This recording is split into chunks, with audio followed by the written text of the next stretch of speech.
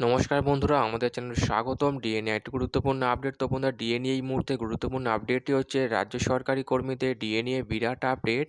জানুয়ারিতে কি মহার্ঘ ভাতা বাড়ছে?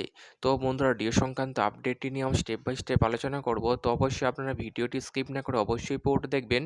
তো তার আগে বলে রাখি, যে সকল বন্ধুরা আমাদের চ্যানেলে নতুন, আমাদের চ্যানেলটির পাশে সাবস্ক্রাইব করার পর পাশে যে বেল আইকন সেটিও প্রেস করবেন। লেটেস্ট ভিডিও আপডেটগুলি সবার আগে পেয়ে যাবেন। দেখে নেব আজকে ডিএ সংক্রান্ত গুরুত্বপূর্ণ আপডেটটি।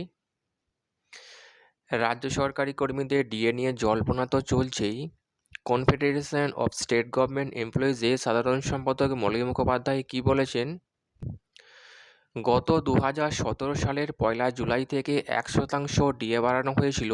তারপর আবার 2019 সালের 1 জুলাই সব থেকে বেশি 5% ডিএ বৃদ্ধি করা হয়েছিল।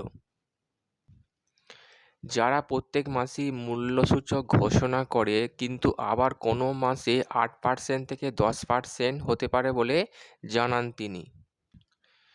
তিনি বলেছেন, ডিএ দেওয়ার ক্ষেত্রে কোনো নিয়মনীতি মানা হয় না এই রাজ্যে। গত ফেব্রুয়ারি মাসে বাজেট পেশের দিন 4% ডিএ বৃদ্ধি করা হয়েছিল, কিন্তু পরবর্তী সময়ে আবার বর্ধিত ডিএ 2024 সালের 1 এপ্রিল থেকে কার্যকর করার কথা ঘোষণা করা হয়। আদৌ তা বৃদ্ধি পাবে কিনা তা এখনও স্পষ্ট নয়, পুরোটাই জল্পনার স্তরে। সেই সময় থেকে পশ্চিমবঙ্গের রাজ্য সরকারি কর্মীদের 4% মহার্ঘ ভাতা বৃদ্ধি পেয়েছিল। বর্তমানে তারা ষষ্ঠ বেতন কমিশনের অধীনে 14% হারে ডিএ পাচ্ছেন। তো বন্ধুরা, এই ছিল ডিএ সংক্রান্ত গুরুত্বপূর্ণ আপডেট। কেমন লাগলো কমেন্ট করে লাইক করতে ভুলবেন না।